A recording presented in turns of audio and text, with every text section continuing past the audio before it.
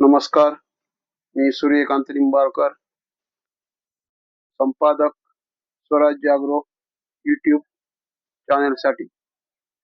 फलटण पूर्व भागात ऐन उन्हाळ्यात गारांचा व वादळी वाऱ्यांचा पाऊस झाल्यामुळे गहू, बाजरी, आंबा, द्राक्षे आदी उभ्या पिकांचे मोठ्या प्रमाणात नुकसान झाले असून शेतकरी हवालदिल झाला आहे.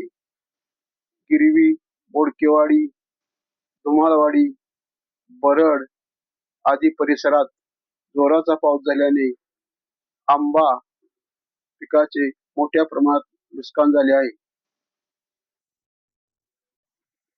आदर्की महसूल मंडळातील वाघोशी, कोराळे, बिब्बी, वडगाव परिसरात तुरळक पाऊस झाला तर वाघोशी येथे थोड्याफार गारांचा पाऊस पडला आहे.